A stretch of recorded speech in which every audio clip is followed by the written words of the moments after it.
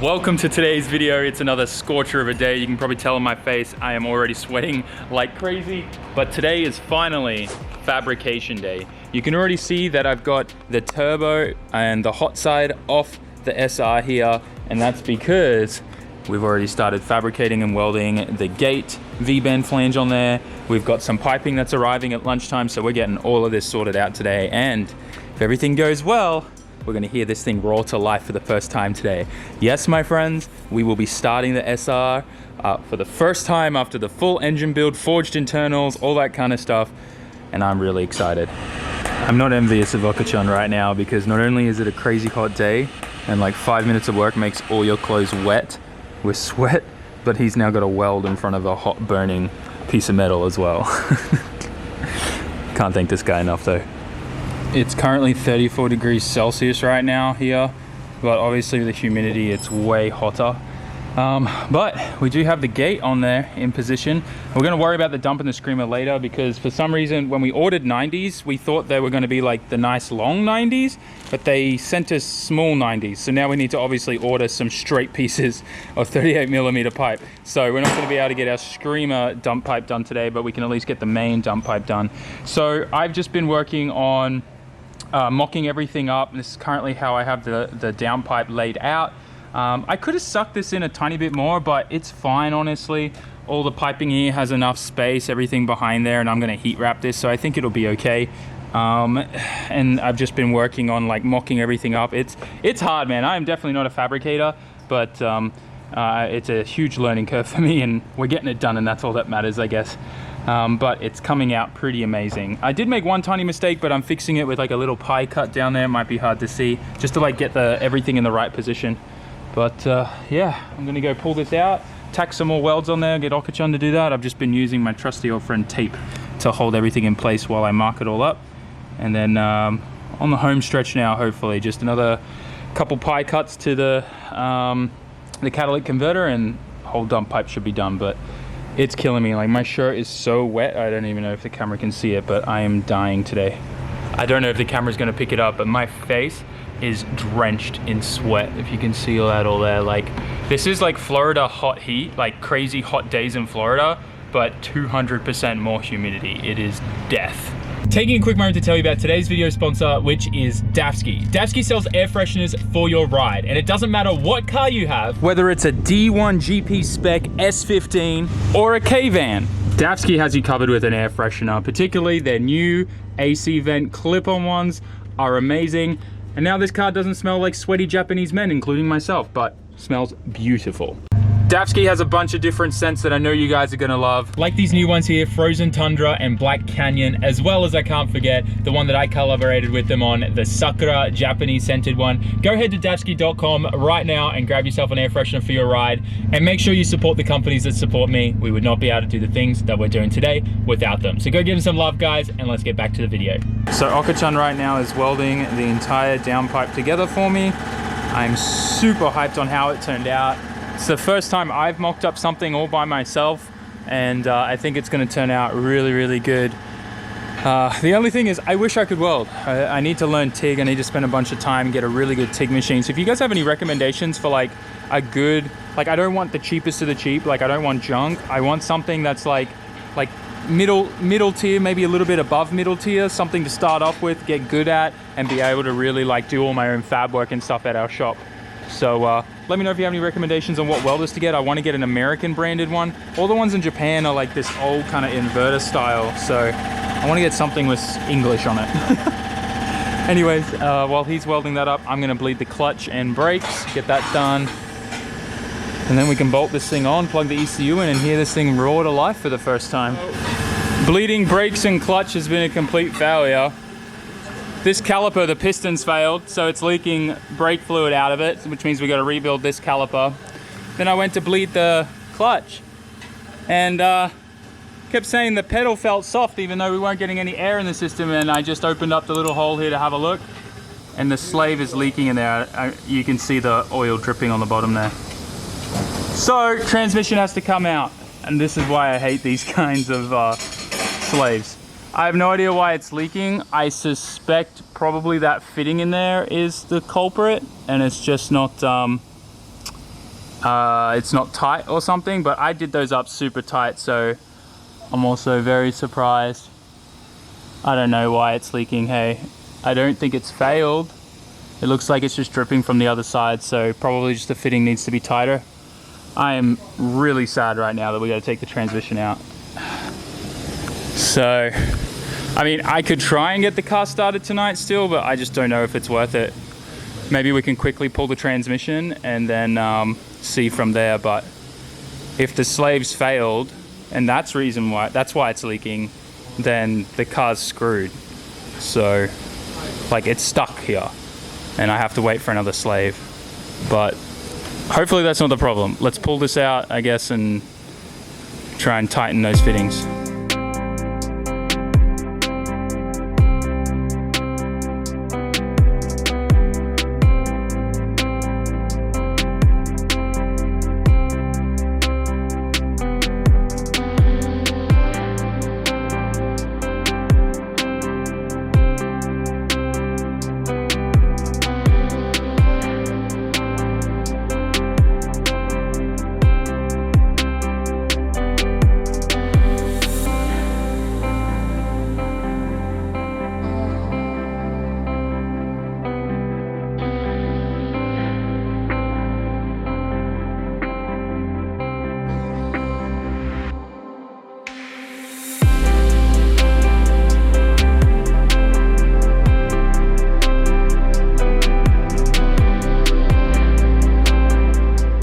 So transmission is out, and I didn't forget to tighten any lines. They were all really tight.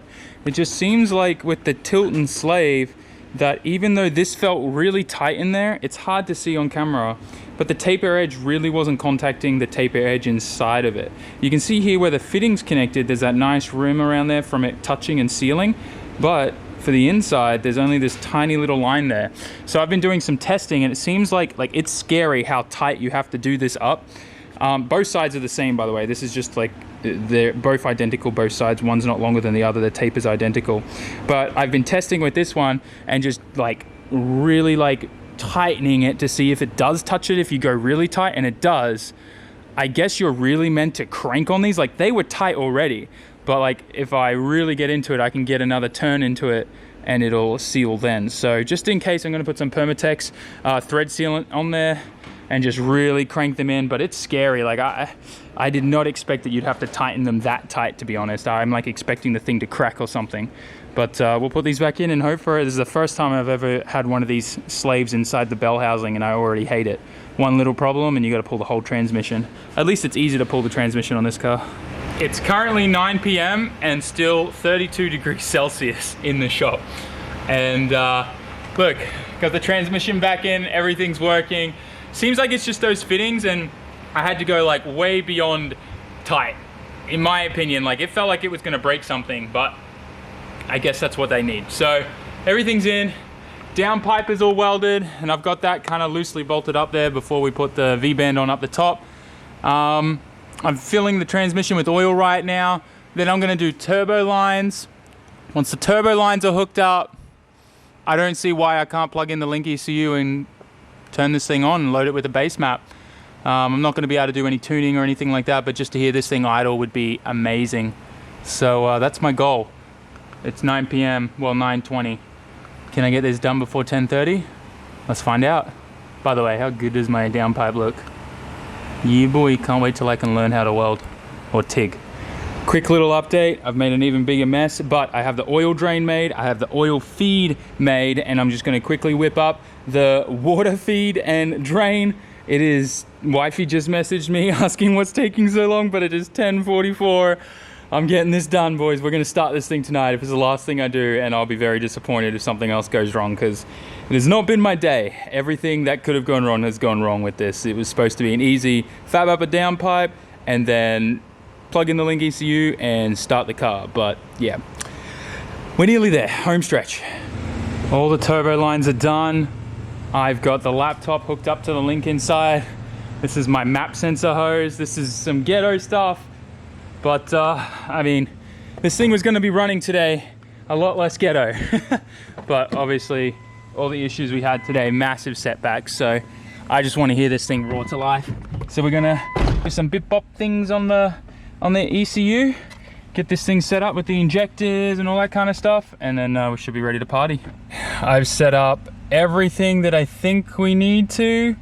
We should be good. Triggers all good, injectors all good for now. We'll have to play around with that probably later when we set like fuel pressure and stuff, but I think we should be good for now. We're gonna clear statistics so we can see everything live. I'm gonna bring up my table so I can, where is it? F12. So I can go through and look at all of the analog inputs and stuff and work out what's not working. But I think we're good to crank this puppy. Wait. Before we crank it, I want to build up oil pressure. So I'm just getting him to unplug. Okay. We're gonna crank, get some fuel pressure, some oil pressure. That crank sounds good. Sorry, that clutch sounds good. What is wrong with me? I'm so exhausted, it's nearly midnight. We're waiting for that oil pressure light to kind of disappear. And then, no, it's got some, there. Waiting for that oil pressure light to kind of disappear.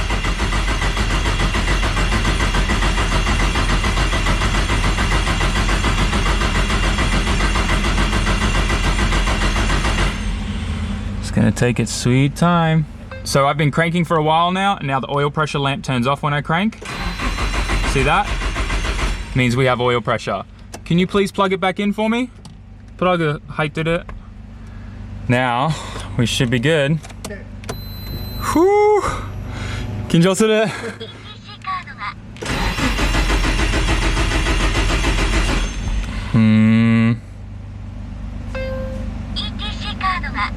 It didn't just start right away, which means there's probably an issue. ちょっと待って. Need to see if we're in sync with the timing. Oh wait, hang on. I never set my trigger offset. That's probably the issue. Hang on, let me fix that. All right, let's try this again.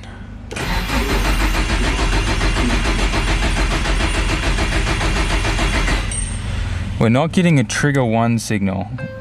We're getting trigger 2, but not trigger 1, so I need to work out what's going on. Changed around some wires for the trigger kit. Hopefully this is it. Fingers crossed. Oh! Whoa!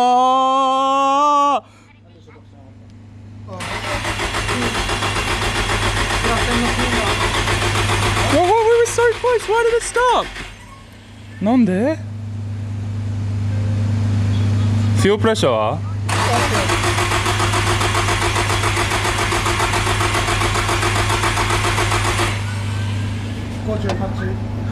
Man, I am way too excited about this. We had it for a second, guys. Probably the plugs are a little bit fouled after all that cranking with the crank sensor wrong. We can smell a bunch of fuel coming out of the pipe, so we're gonna probably just pull the plugs real quick and clean them, and then we'll try again. But dude, such a tease, man. It was right there. Just finished cleaning the plugs. Let's hope we get some good luck right here, and that's all it was. All right, fingers crossed.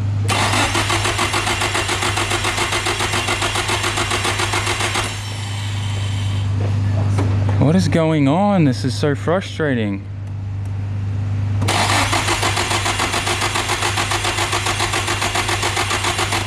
We just had it. So I set the base timing by cranking it and having the injectors unplugged again, and I think we're gonna be okay now. Kageteru. Ii. Hai.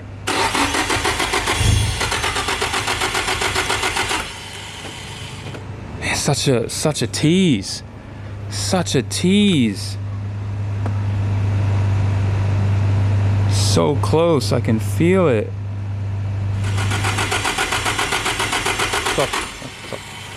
Okay, something's up. Gotta figure it out. It's probably like my injector settings or something, but I'm gonna call it quits for today.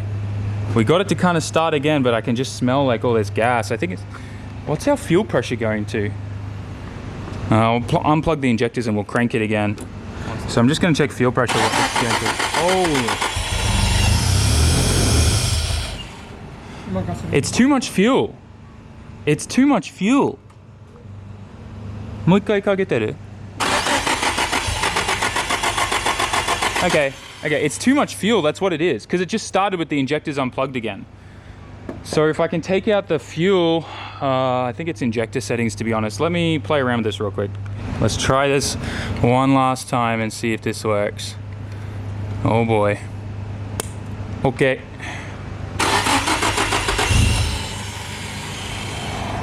Okay.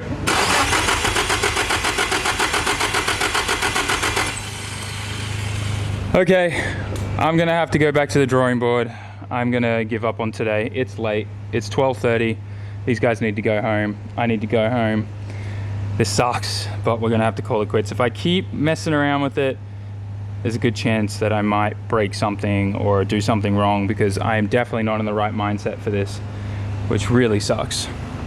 I don't think it's timing related because I was able to calibrate the timing and synchronize that, so I think that's good. I think it's probably injector fuel related. Maybe I even got the wiring mixed up, I don't know, but I think I'll spend some time on it, see where we go from there.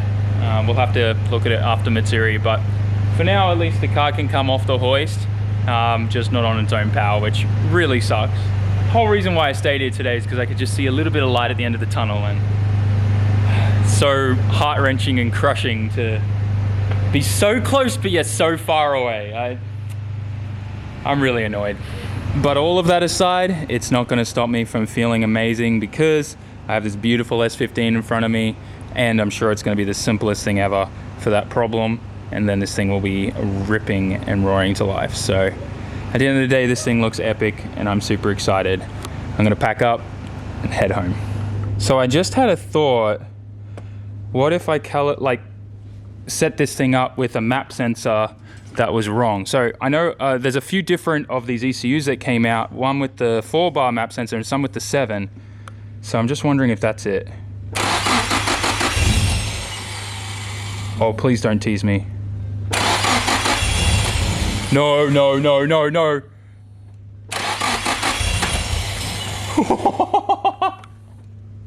That's what it was. Ah, hang on, I'm putting the camera down. I need another hand. It was the simplest thing, guys.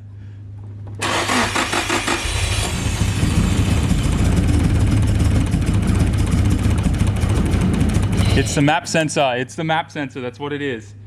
It's the map sensor. Okay, hang on. Oh, we're so close now.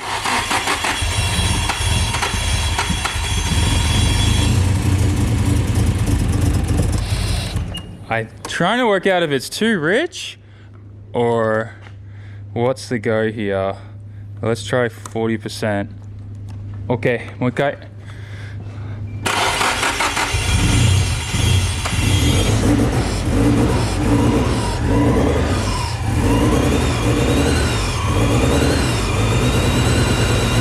Okay, she's running. Okay, I cannot believe it was just a bad map, like the map sensor was configured wrong.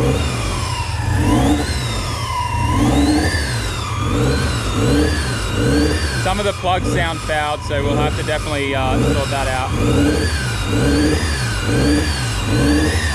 That turbo sounds insane. Turbo, yabai. Okay, yeah, it's really rich still. ちょっとだけ。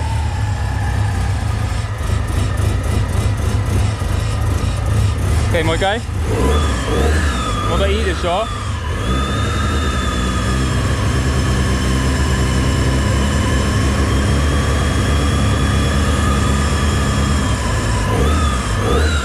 もう一回いい？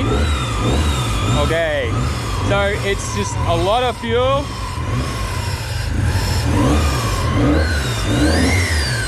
That turbo sounds so good. Oh. Let's go, see if he'll start a second time. Like a dream now. We got a lot to work out though.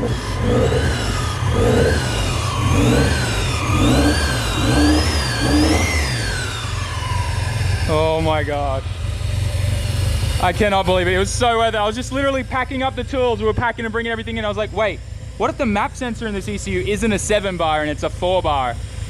We got this thing running. Oh, I'm so happy.